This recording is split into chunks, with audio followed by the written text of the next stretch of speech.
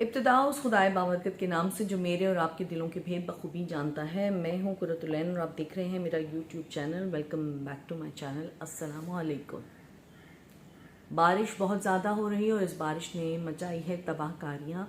जैसे कि केपीके में इस वक्त बारिश की सूरत हाल की वजह से बहुत बड़ा सैलाब आ गया है और वो क्या वजह है और human right council of Pakistan के इस सिलसिले में क्या कर रही है, इस पर गुफ्तगू करूँगी।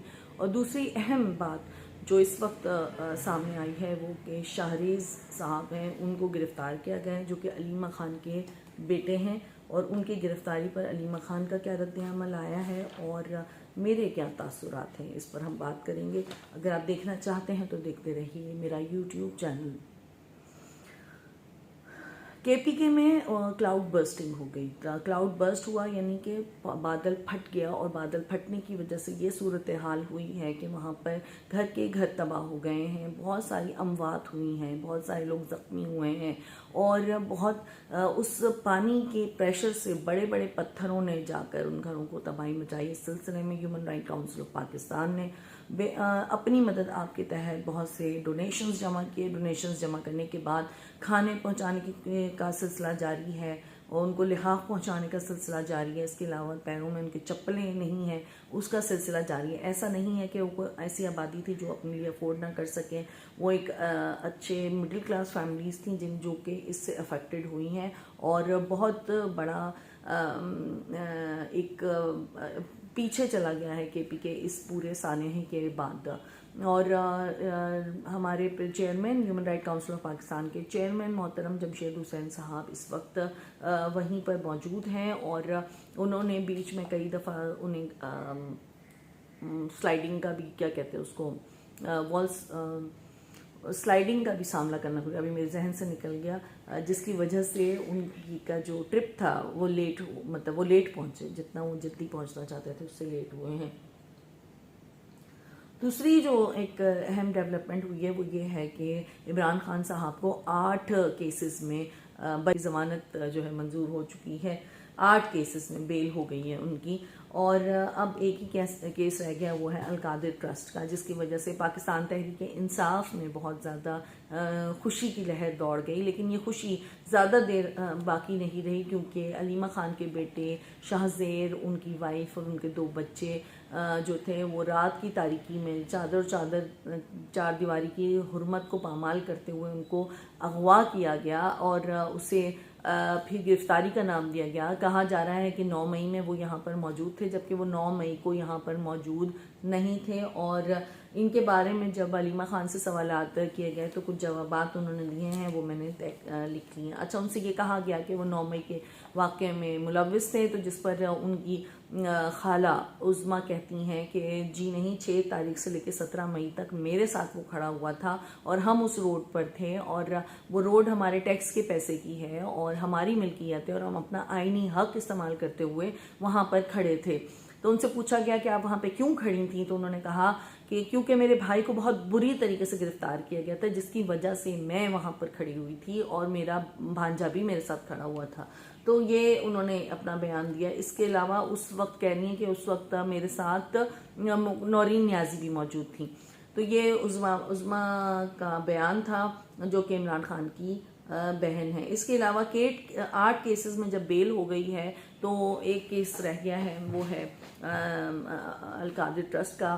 फिर जब अलीमा ख़ान से पूछा गया कि क्यों जो है, उन्होंने ये कह रहे हैं, हम तो कह रहे हैं कि वो वहाँ पे 9 मई में मुलव्विस नहीं था और वो ये कह रहे हैं कि वो 9 मई में मुलव्विस था। अगर मुलव्विस था तो सीसीटीवी फुटेज ले आइए ना, जिस तरह हमने सीसीटीवी फुटेज दिखाई है कि हमारे घर में दाखिल हुए हैं और गिरफ्तारियां की गई हैं, तो इसी तरीके से वो भी जो को सज़ा देना चाहते हैं वो भी सीसीटीवी फुटेज ले आइए ताकि हम मान लें कि हाँ, सज़ा दी जानी चाहिए। लेकिन कोई सीसीटीवी फुटेज इस वक्त मौजूद नहीं है और ना ही पेश की जा रही है। और जैसे कि खान साहब कहते हैं कि खान साहब यानी कि उनके भाई कहते हैं कि जिसने सीसीटीवी फुटेज चुराई है उसी ने 9 मई करवाया है।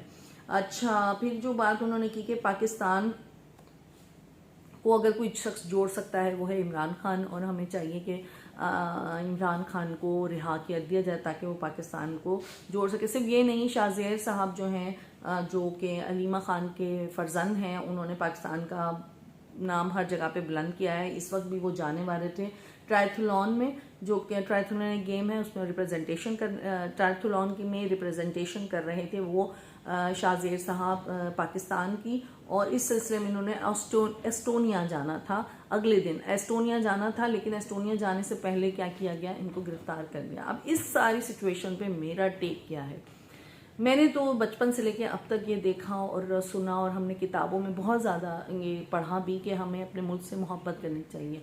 मैं तो उस जनरेशन से हूँ कि जिस जनरेशन में हम 1 अगस्त से चंदा लेना शुरू करते थे, और फिर चंदा लेकर हम खुद झंडियाँ खरीद कर उनको डोरियों पर ग्लू से चिपकाया करते थे, और उन डोरियों को फिर सूखने के बाद लपेटा करते थे, और वो जो झंडियाँ होती थी उन झंडियों को गली में लगाने के लिए पहले गली को साफ़ किया करते थे। हम सब मिल के वो उस गली को पाकिस्तान के रिप्रेजेंटेशन समझते हुए उस पूरी गली को साफ़ करते थे। वहाँ पर हम झंडियाँ लगाते थे और दरवाजे बनाते थे, बड़ा सा झंडा बनाते थे, उसको ग्लू से उसके ऊपर सितारे चिमकाया करते थे, और बड़े ज़ौक़ और शौक़ से हम 14 अगस्त वाले दिन तराना पढ़ा करते थे।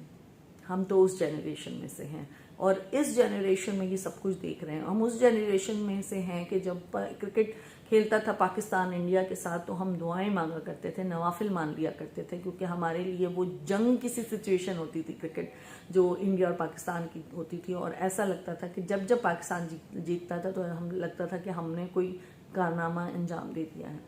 अब ऐसी नस्ल जो मुहब्बे वतन हो और पाकिस्तान से बहुत ज़्यादा मोहब्बत करती हो, और इमरान खान जो हैं वो उस नस्ल के रिप्रेजेंटेटिव हैं। हमसे बड़े जो लोग थे, जो कि जिन्होंने कुर्बानियाँ देखी थी, सुनी थी, उन वाक़यात को उन्होंने सुना था, ऐसे लोगों में से एक है मेरे इमरान खान साहब, अलीमा खान साहिबा, उज़मा और नौरीन नियाज़ी साहिबा। ये यकीनन एक बहादुर माँ की औलाद हैं, और वो मुझे बड़ा ही फ़ख्र होता है कि वो खातून ने अपने बच्चों की ऐसी तरबियत की है कि अपने पाकिस्तान के लिए वो कट मरने को भी तैयार हैं। वो अपने पाकिस्तान के लिए जेलें झेलने के लिए तैयार हैं। वो अपने पाकिस्तान का नाम पूरी दुनिया में बुलंद करना चाहते हैं। वो पाकिस्तान को छोड़कर जाना नहीं चाहते हैं, वो पाकिस्तान में ही रहना चाहते हैं। सिर्फ यही सज़ा है उनकी। जो लोग भी इनके साथ ऐसा कर रहे हैं, उन्हें खौफ खुदा नहीं है, उन्हें कभी भी डर नहीं लगा, उन्हें कभी ये महसूस नहीं हुआ कि हम गलत कर रहे हैं। क्या उनके ज़मीर सो गए हैं, या वो किस चीज़ के प्रेशर में हैं। कोई भी मुहिब्बे वतन इंसान तो ऐसा कभी भी नहीं चाहेगा कि किसी मुहिब्बे वतन इंसान के साथ वो हो जो पाकिस्तान में होता है। जो लियाकत अली खान के साथ हुआ, जो फातिमा जिन्ना के साथ हुआ, जो हमारे प्यारे एटम बम जिन्होंने दिया, जिसके ऊपर फ़ख्र करते हैं, अब्दुल कदीर साहब के लिए हुआ, और वो जो हमारा रहनुमा है कायद आज़म मोहम्मद अली जिन्ना, जिसकी क़यादत में हमने पाकिस्तान को हासिल किया, उसकी तस्वीर तक को तो हमने जगह ना दी सरकारी बैनर में इस साल 14 अगस्त में। तो ये हम किस पाकिस्तान में रह रहे हैं, कौन सी रियासत है ये, यहाँ पर कौन सा रूल है ये कि जहाँ पर रूल ऑफ लॉ की बात करने वाला मुल्जिम हो जाता है, जहाँ पर हक की बात करने वाला, जहाँ पर कानून की बालादस्ती की बात करने वाला ही मुजरिम होता है। यानी आवाज़ कैसे उठाई, जो आवाज़ उठाएगा वो पकड़ लिया जाएगा, वो धर लिया जाएगा, वो चुप करा दिया जाएगा, उसके हलक में ही उसकी आवाज़ को घोंट दिया जाएगा। हम किस रियासत में रहते हैं, किस रियासत में। मैं तो अब भी कहूँगी कि प्लीज़ खुदारा पाकिस्तान की आवाम का सोचें, पाकिस्तान का सोचें। किन मसलों में उलझे हुए हैं आप लोग, आम लोगों को, आम शहरियों को। क्या कभी इस सारी सिचुएशन के बाद हर वो शख्स जो पाकिस्तान के लिए नाम बनाता है, हर वो शख्स जो पाकिस्तान के लिए पाकिस्तान की सालमियत की बात करता है, पाकिस्तान की शोहरत की बात करता है, पाकिस्तान के नाम की बात करता है, आप उसको तो खामोश करवा देते हैं। यानी कि हुब्बुल वतनी इस वक्त जुर्म है। मैं ये कहूँगी कि हुब्बुल वतनी इस वक्त पाकिस्तान में जुर्म है, चाहे वो किसी भी लेवल पे हो। अगर आप करप्शन के ख़िलाफ़ बोलें, आप रूल्स के ख़िलाफ़ रूल्स के लिए बात करें, आप अगर अभी जो लाहौर में सानिया होने जा रहा था, जिस पे मारिया बी ने आवाज़ उठाई, और अल्हम्दुलिल्लाह कि वो एक्टिविटीज़ जो थी वो अब लोगों की नज़र में आ गई हैं, और उसको वो हमारी नस्लों का सोच रही है, वो भी हमारी नस्लों का सोच रही है, और उसके ख़िलाफ़ जो लोग कैंपेन कर रहे हैं उसका भी तो सोच है ना।